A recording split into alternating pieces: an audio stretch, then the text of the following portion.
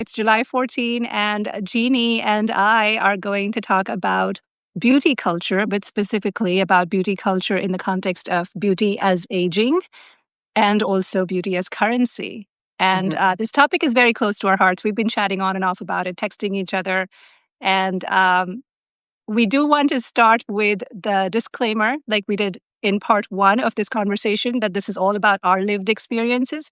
We shared a lot of vulnerability and we were pretty raw in sharing our own experiences around beauty last time. And Jeannie will give us a little recap. But I just want to emphasize that we're not here to judge how you define beauty or define beauty for you or redefine it for you.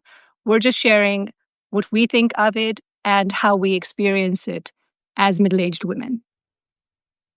Awesome. Thank you for that, Mansi. So, Mansi and I were talking after our first live, which happened a couple of weeks ago, and we realized that there were all these little rabbit holes we could kind of go down with this conversation, different sub ideas or subtopics, and a couple of the ones that occurred to us that we might be able to speak into a little bit more based on our lived experience happens to be pertaining to being middle-aged women and this whole idea of aging, and then also the idea of beauty as physical currency.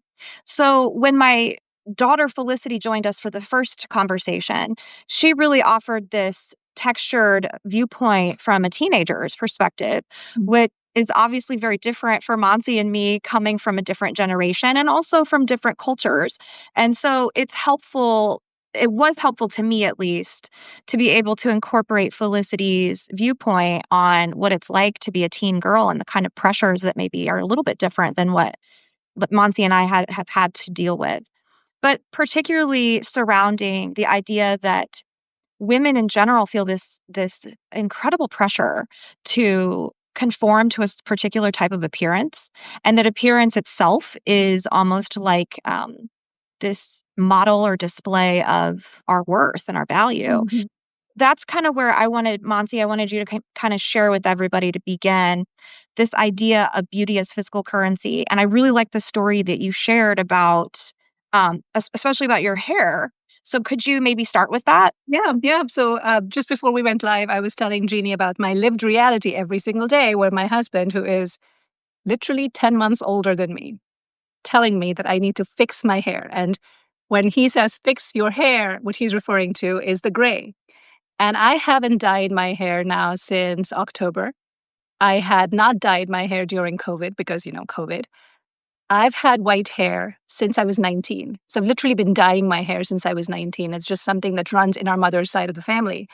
And so it was always, you're 19, you're not supposed to have a gray crown. You're supposed to have like luscious, thick black hair because that is so symbolic of Indian beauty. And so it was always henna at home before chemicals came into the picture. And then ever since then, it's been like, $250 every 6 weeks to maintain my appearance, which when you add up over the number of years, how much money have I spent just maintaining how I look for other people? It's an inconvenience for me. It is a hassle to drive to this particular person who uses this particular kind of organic dye because I don't want to get all these chemicals. I don't want to expose myself, and yet I keep doing it. And so when COVID happened, I stopped, obviously, because none of the salons were open. And around the same time, I also was feeling very sick. This was in 2021. I had to undergo many tests, and we were planning a trip to Jamaica in 2022. And I went to a wig store and I bought a wig because I wanted to feel joyful. And that to me was the lowest point of how much my physical appearance was not just for others, but as a definition of my own happiness. And you start questioning. And I got treated differently when I had this beautiful burgundy bob cut wig that I spent $375 on. And the lady there, when she looked at me, because I was frail, I was sick, I was undergoing all these tests, I had gray hair, very short cut, she asked me if I was a cancer patient. And so, there's so many layers. Suddenly you realize that, oh, I'm not. So should I not be buying that wig because that's for cancer? Like, it's all of that. I'm so shallow. I'm so vain. And yet I feel happier. I look happier when I put that on. And I want to have a nice trip. And so for those 5 days in Jamaica, I wore that wig every day. I felt I was treated differently. And it wasn't just in my head. My daughter observed it too. She was 8 at the time. And she's like, people are being really nice to you. And like men are smiling at you. And like, she noticed those things. And we came back from that trip. I donated the wig. I had it clean, washed, donated it. But then it really made me think about why, the why behind this.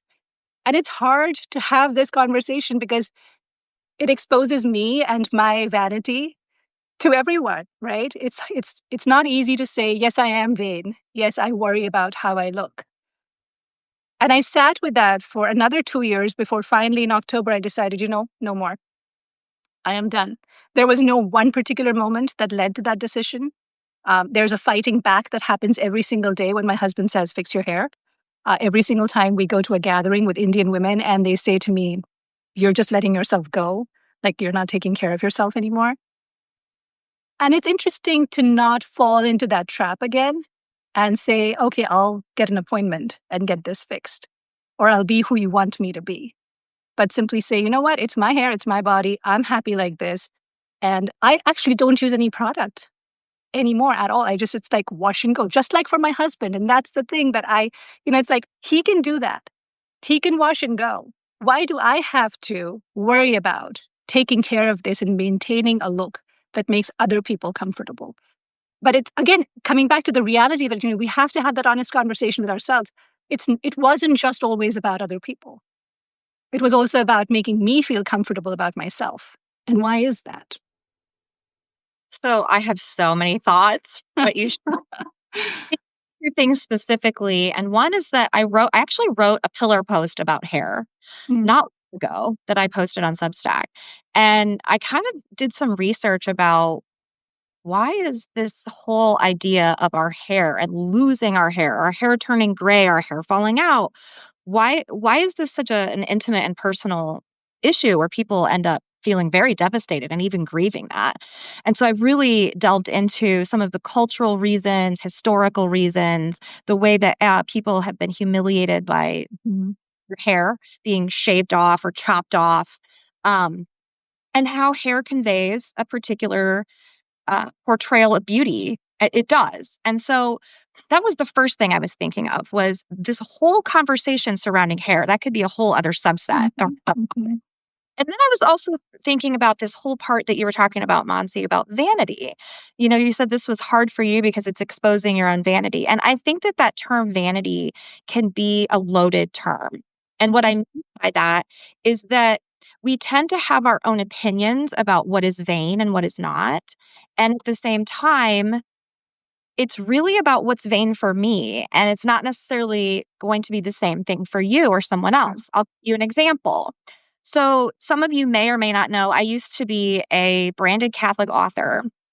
And because of that, people often would email me or somehow contact me and ask me very specific questions about their lives that I really didn't feel was appropriate for me to answer. And the one that came to mind when you were talking, Monsi, was this 80-some-year-old woman who emailed me. And she said she had read an article I'd written. It was probably about vanity.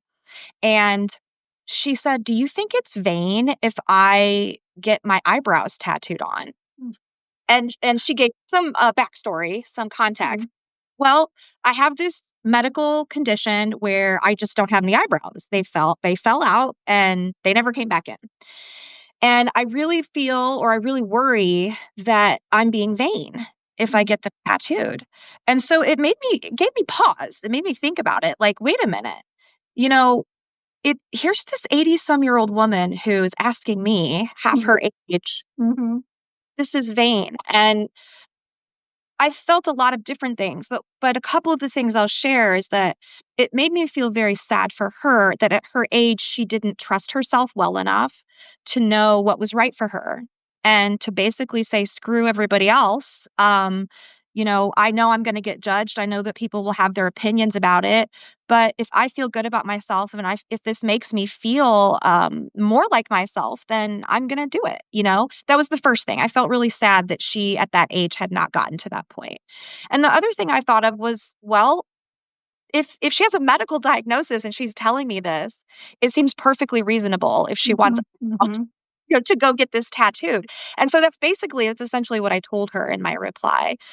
But, I also mentioned to her what I said here. I said, what may be vain for you may not be vain for someone else.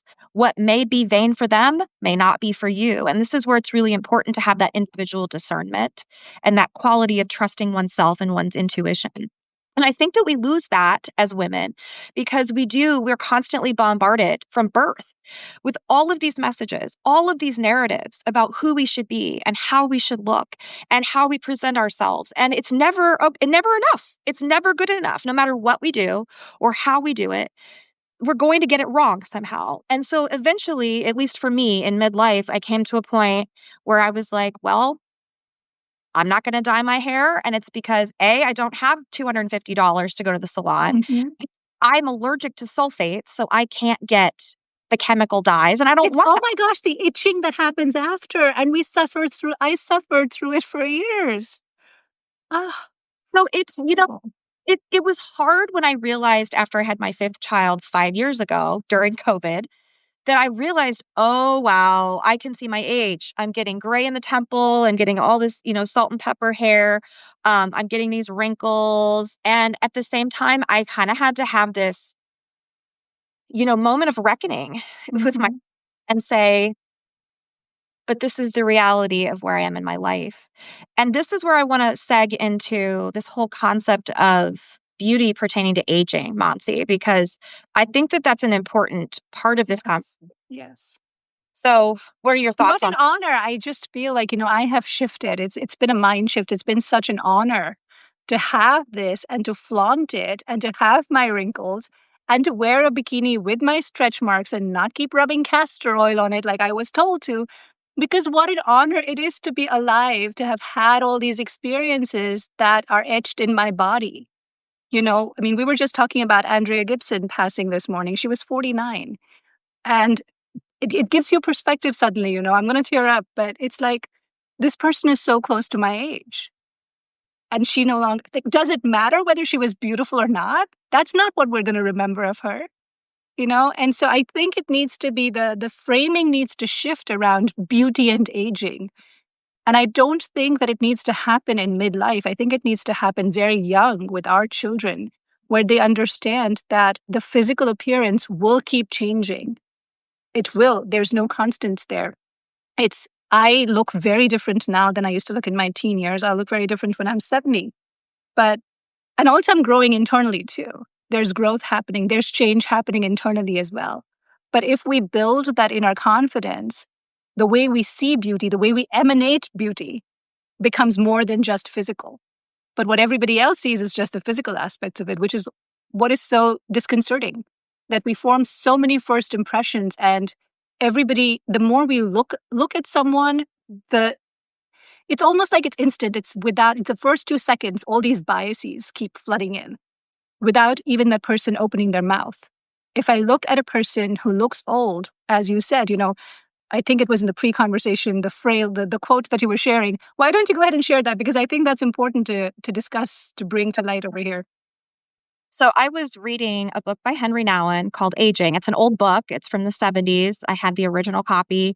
And he was basically talking about how the elderly are often segregated from society because we fear them.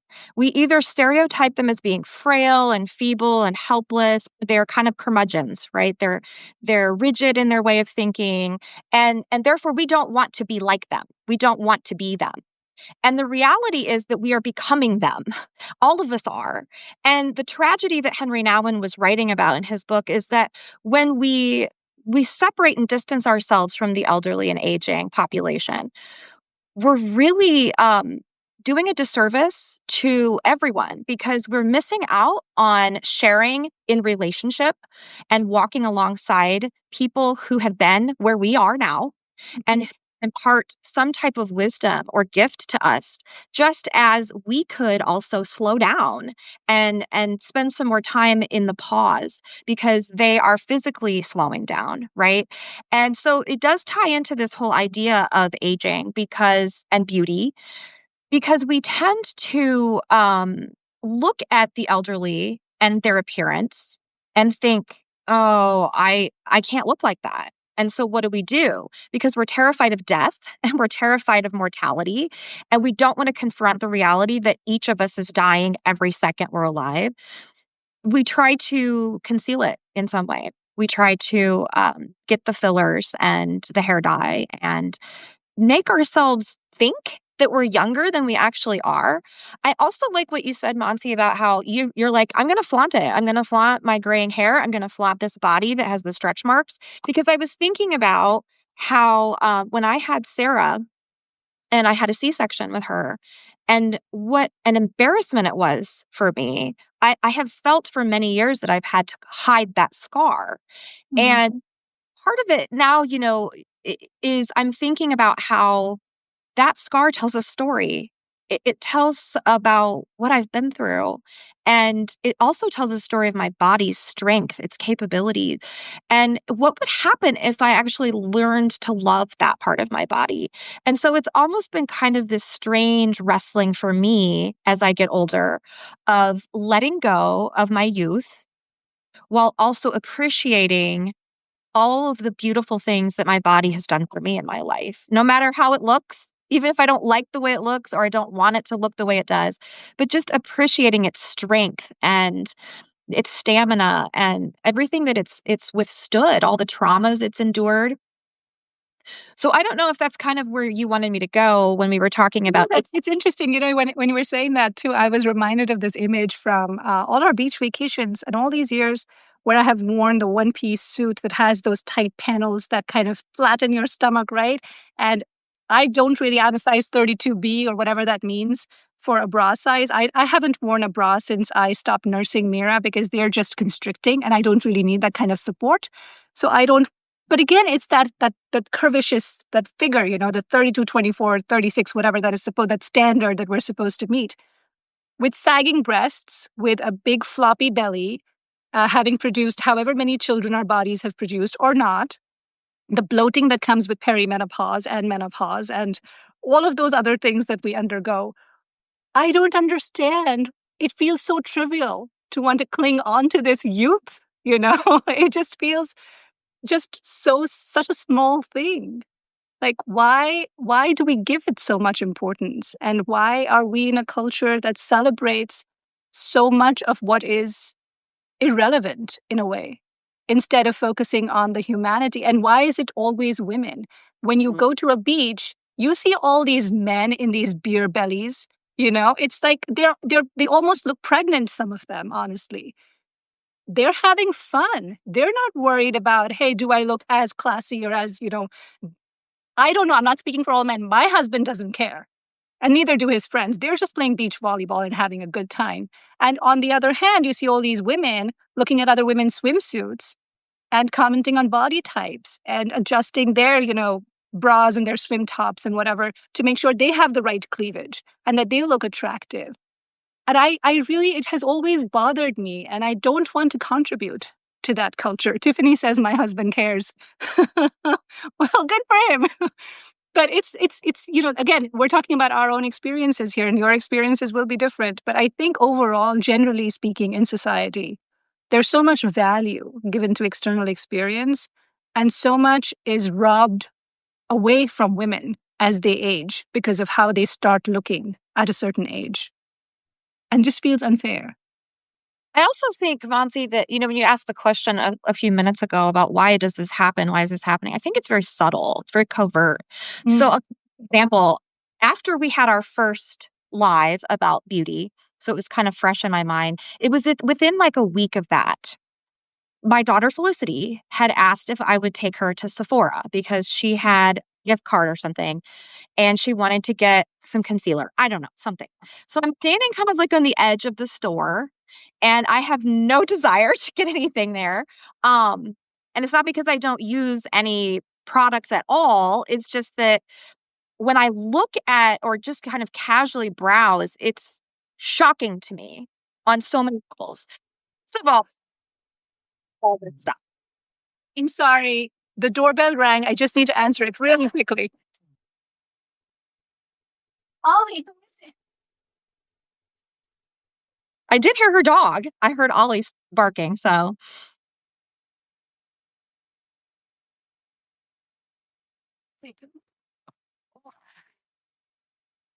Okay, this is the reality of a life. My cleaners are here unannounced. I have to lock my door because my kids might need something, so that may happen. It's all good. Sorry about that. I didn't mean to interrupt your thought. Go ahead. You're fine. I remember exactly where I was. So I remember being on kind of the edge of Sephora, of the store, and I was looking, just browsing casually, what's out there. And the products were so astronomically priced. And there was like all of this emphasis on like hyaluronic acid and collagen boosting, and this is anti-aging. Mm. And then of course, like all of the selection within that particular brand was so overwhelming. So, what is that message? What's the message that we're receiving, even absorbing subconsciously? That's my question. Because even just standing there, I could say to myself, "Wow, this is absurd on so many levels."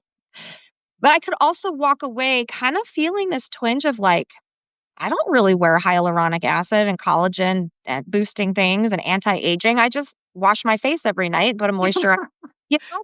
And it has, and what I use has no chemicals. It has essential oil. I mean, it did make me stop to question for a moment. So I think marketing has always played a role Yeah. in in this message of women's beauty and value. And here's my 14-year-old daughter who I'm proud of her for the first session that we had saying, "Hey, I'm not gonna wear heavy makeup. I do kinda wanna, put some mascara on and put on some Mhm. blush." We let her do that. That's totally fine. But it's just it's really this constant bombardment, I wanna say, Yeah. Monty, that we receive constantly. And the thing is, as you were talking, I'm thinking about, well, what about my grandma? Because my grandma used to use bentonite clay on her face. And she had like this egg wash thing that she put in her hair or in my hair as I was growing up. We had coconut oil. Like it was all natural stuff. And what was the purpose of that? Moisturize, keep your skin healthy, keep your hair healthy. And it didn't have that messaging of this is to keep you youthful. It was more of this is how you nourish your body inside and out. And I think that's what we've moved away from is that why are we doing this? Are we doing this to nourish our body and, not keep our skin supple so that we can look younger, but just take care of it? I think that's what it boils down to. And I think this shift happened in our parents' time. And now it's just, all over social media. Why do you think it happened in our parents' time? I'm curious to hear. I don't know. I think women started going to work. That's what I think happened was when my mom started going to work, she became much more conscious of how she looked, how she was perceived, whether or not she was perceived as a figure of authority. And for that, she had to wear heels so she could look taller in a room full of men. She had to look presentable and sharp. And that's where the makeup started coming into the picture. So I don't know, maybe it has something to do with that. I'm sure there are lots of studies and anthropological research on this in different countries and different eras, but I think it has to do a lot with women trying to be perceived of as not less than Mm, men. yes, yes. Whereas if So you think about it, the irony is that men don't do any of that stuff, that's right? like, it's quite the opposite if you think about it. We hear about the middle-aged man being distinguished and suave, and his salt and pepper hair is considered a hallmark of his maturity. Or the And beard. Yeah. yes, yes, and so it's almost like men become more desirable as they get older, whereas we as women feel like we're kind of has-been, or we're discarded, Mhm. we're um, erased, if we don't maintain this particular standard. And so my mom did not work outside the home when I was growing up. She was a school teacher before my brother and I were school aged, and then Mhm. stayed home. And I remember her kind of padding around the house in sweatpants and a sweatshirt, and she didn't wear makeup during the day. But the thing of that the message that I actually internalized back then, which I think it circles back to what you said earlier, Monse, about we need to start instilling these messages in our children from a young age.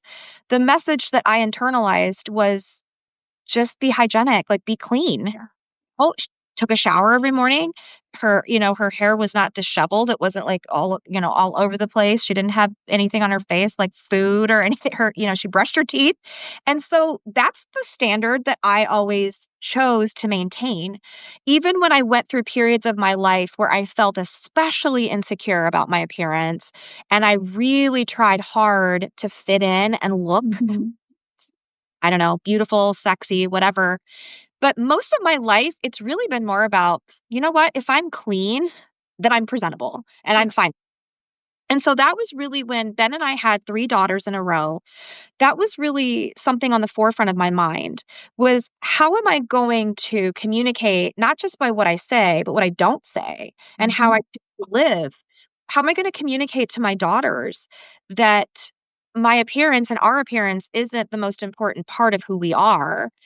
And that's another reason why I've chosen to stay away from, unless it comes up in conversation, the concept of weight and body size. And when on occasion, it has come up where my kids are like, whoa, so and so is really fat. And I'm like, well, how do you think that might sound or feel if you were that person? Wouldn't that be hurtful? And then we talk about, everyone is shaped differently and everyone has a different body size. And then we talk about, well, Felicity's tall and I'm short.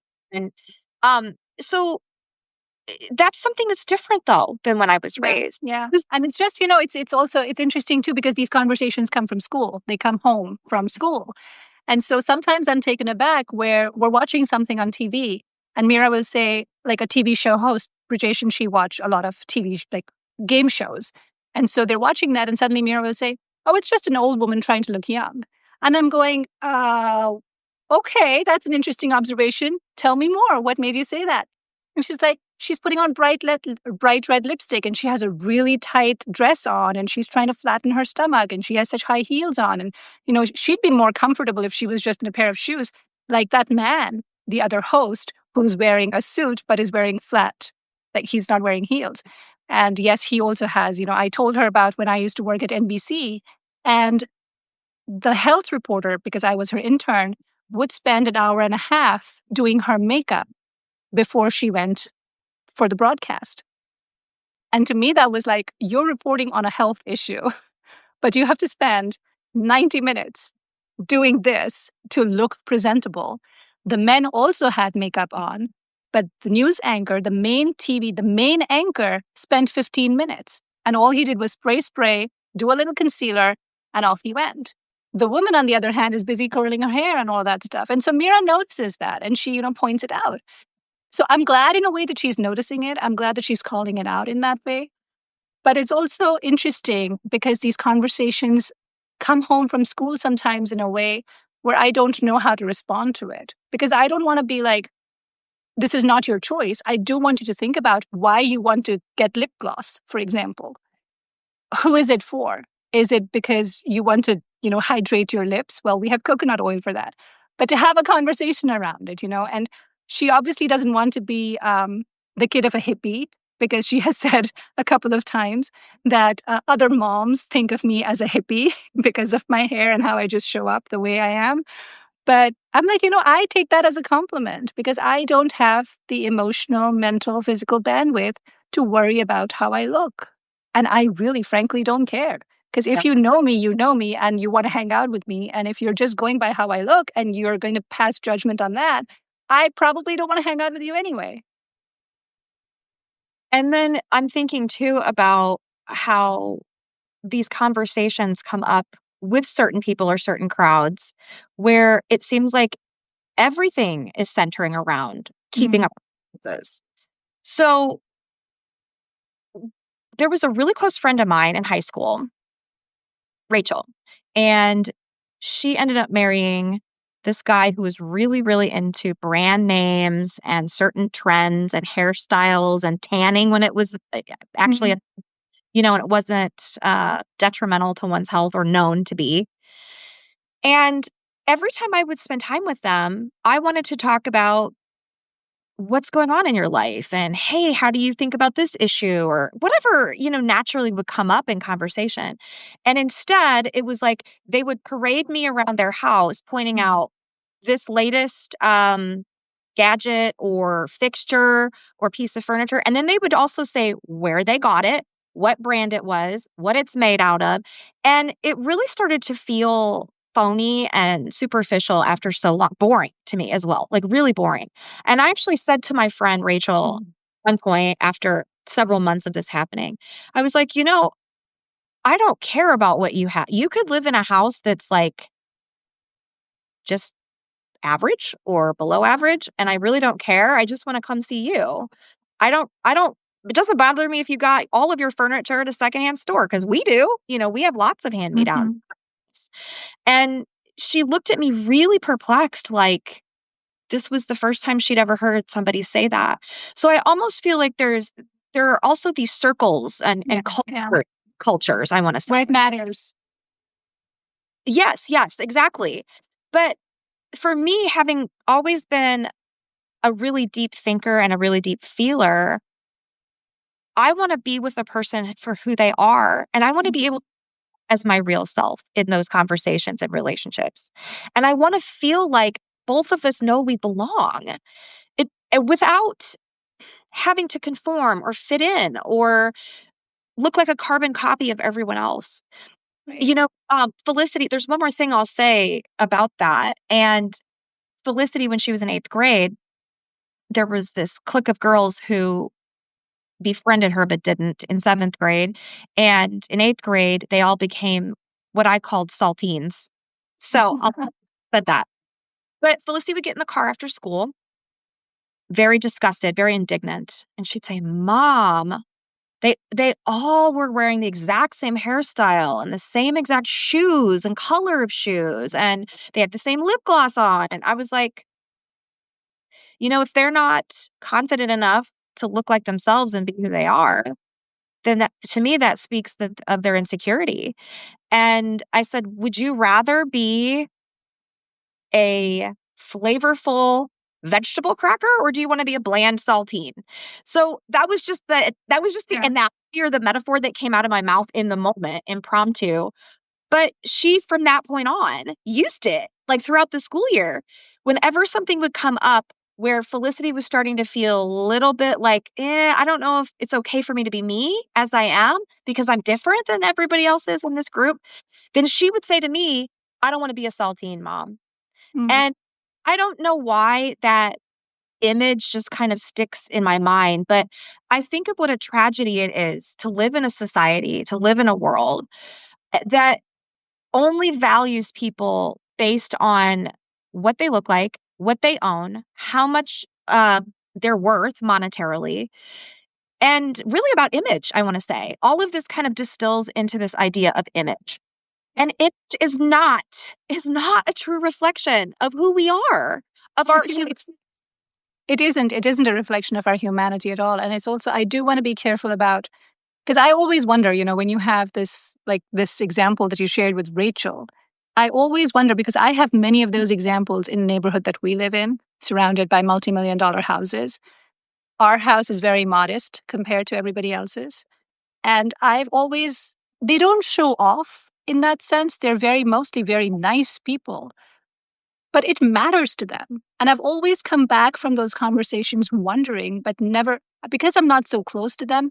But if anybody has that perspective, I would love for you to share in the chat. Why does it matter to them? I've always wondered about that because it's easy for us to say it's their insecurities, but what are those insecurities? Where along the line did they gather those insecurities? What happened to them as children? What were they exposed to? What were they protected from? Or sheltered from? What kind of life did they have growing up? Because sometimes I see in these reflections in our neighborhood, it's new money. It's people that came to Silicon Valley and, they came from very modest households. And suddenly they have a chauffeur and they have two nannies and they have a chef, not a cook, a chef. And that's how it comes up in conversation. They're not going to say, "Oh, my cook is going to be coming." They will use the word chef. So you know that that's a chef. And I noticed that stuff. It's very subtle. It's not in your face. It's not like I'm bragging about this, but hey, I want you to know that I have a chef. And it's the same thing with the makeup. It's, when you were talking about the saltines bit, it made me think of the parallel of what we're seeing on Substack in writing, the AI generated stuff. Everybody's the same. Suddenly you see that in the feed when you're scrolling. Same thing when you see the reels. It's the same template. It's the same cookie cutter.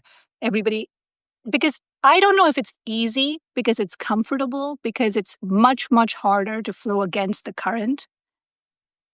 But where does it end? Because it's not just constrained to beauty. It's not just constrained to how we look. It's how we are in the world. It's how we walk.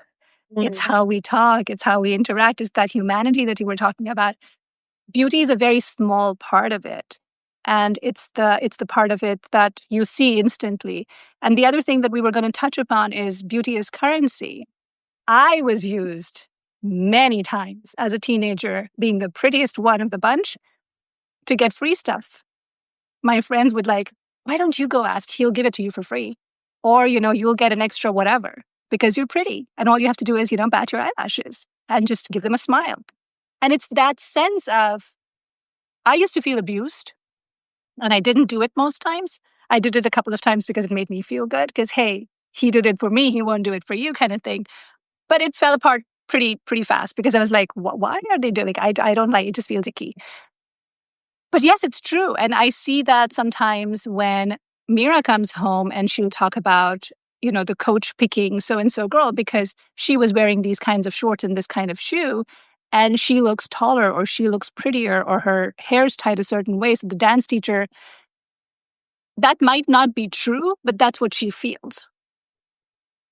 It's that image. It's that idea of that person looked prettier, that person looked taller, and that it wasn't about the skill, it was about how they were perceived. Absolutely. Well, perception is an undercurrent in everything, right? We all absorb particular opinions, ideas, beliefs based on our experience in the world and how it's shaped us. And I also think, Mansi, that when you're talking about beauty being a smaller discussion point in this much broader idea of who we are, the idea of self or identity, I think that the influence of economic influence, I'm going to say, of productivity and consumerism has very much formed this definition of what makes a human valuable. And I say that because right now I'm working on what might become a video series. I'm not exactly sure, but it's basically about what happens to us when we become helpless, because all of us are at some point in our lives going to become helpless, meaning incapacitated, recovering from surgery, disabled, aging. There's all different kind of scenarios where we find ourselves not being able to do the things or be as independent as we once were. And when I was doing the research for that, I realized that historically, it really stems back to this whole idea of industrialization and this whole concept of the human as consumer and the human as the producer.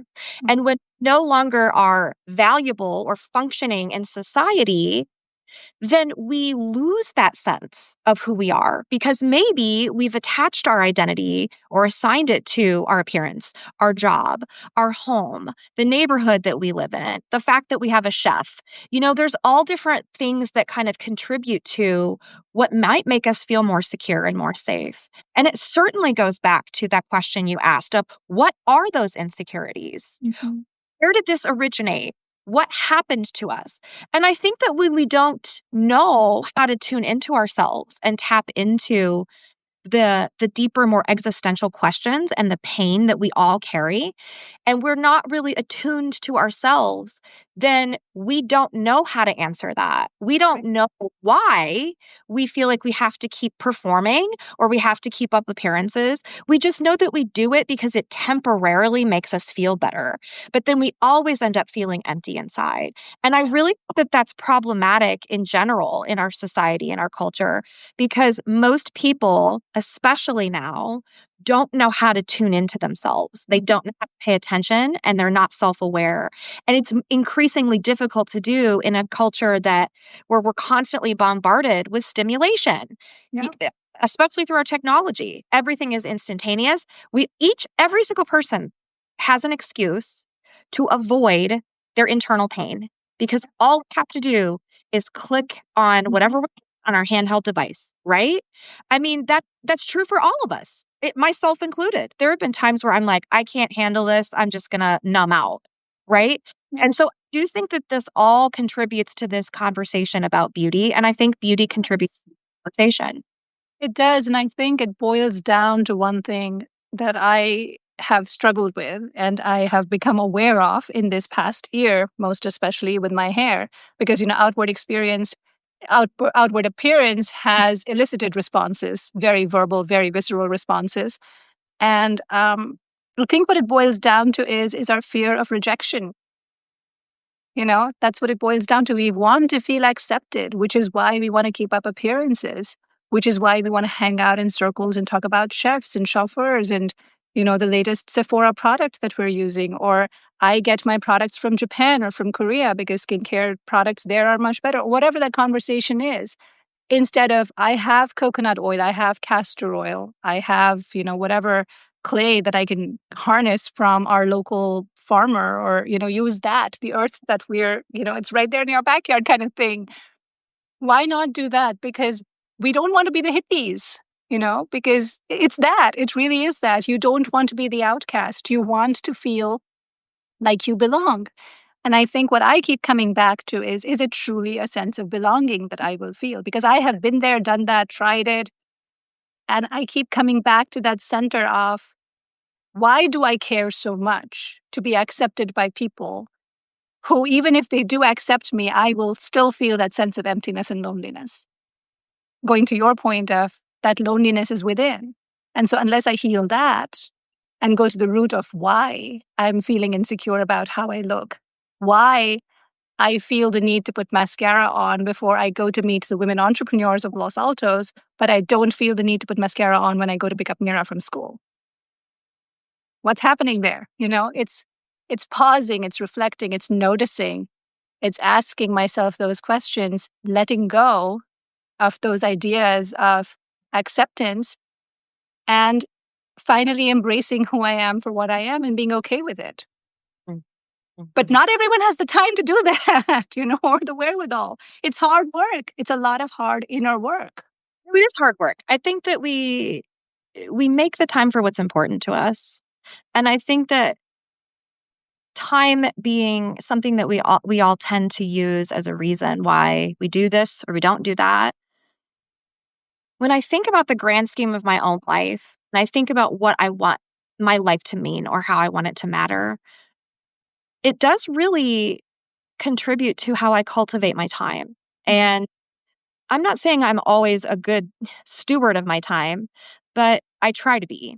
I try to look at each day as, okay, how can I be the best version of myself today? And when I'm not, how can I repair and reconnect to the people that I may hurt because I'm exhausted or I have a migraine or I'm irritated and I don't have time for myself in the way that I need. And that's again, it goes back to this idea of our common and our shared humanity. And when we're talking about these questions, these existential questions of why does it matter? Why do I care? And also the issue of belonging, Mansi, that's huge because I really think that it's ingrained in every human to want to belong. But we've really distorted what belonging really is. Mm-hmm. We have substituted a cheap facsimile of that in fitting in. And we can look at our adolescence as a prime example of that. We might say, "Oh, I have this friend group of 5 people and we all belong," but belonging is a definition based on, are you doing what the whole group is doing? Is groupthink present? Are we all on the same page about who should be excluded because of whatever reason of the day, right? Or am I being celebrated for my differences, for what I contribute in a unique way to this community or this group of friends? Is that being upheld and valued and acknowledged as different than somebody else's? and noticing that there is strength in diversity. And so I think about that a lot because we're raising neurodivergent children.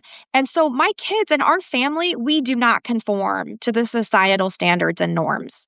I could go in any community. I can go to my church, I can go to the ballpark, I can go to our school, I could go to a neighborhood barbecue, and we will not feel like we belong if that particular community's idea or version of belonging is of conformity rather than of celebrating differences. Right. And I also will say that the days I put on makeup, the days I dress up and wear a bra and what is that called? A corset?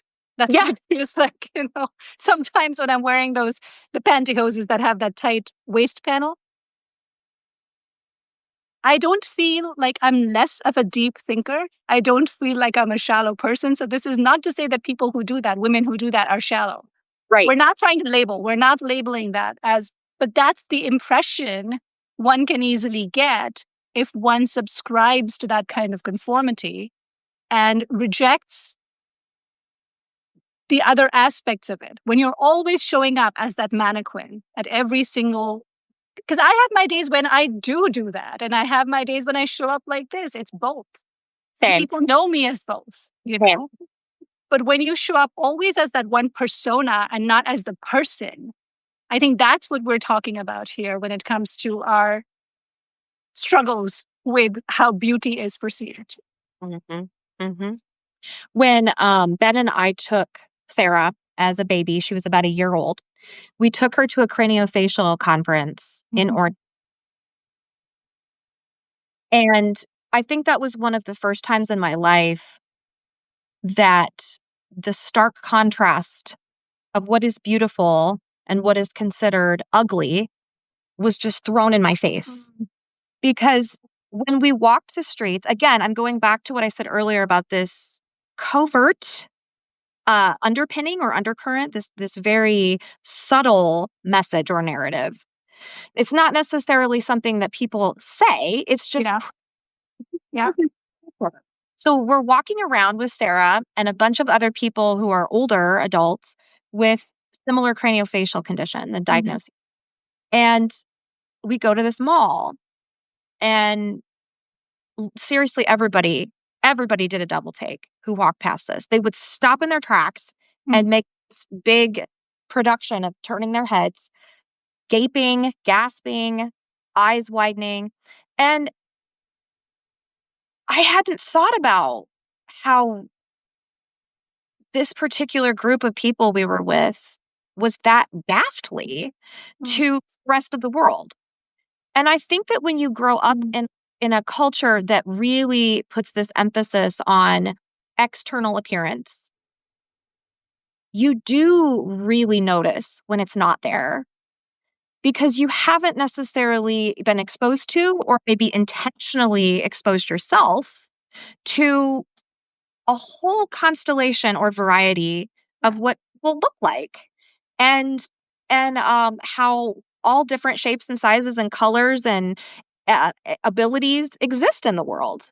And if you don't become familiar and actually befriend people who don't look like you, then it is going to be almost a threat, I think.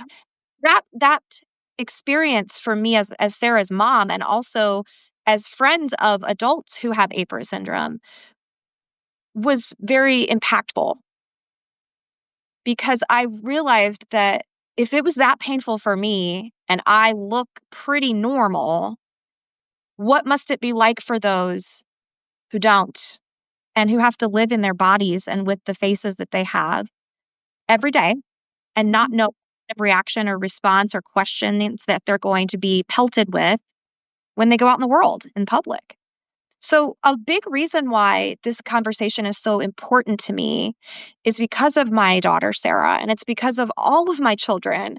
And I think that because all the other four children live in a family where Sarah is celebrated, and we do celebrate each one of our differences and gifts and talents.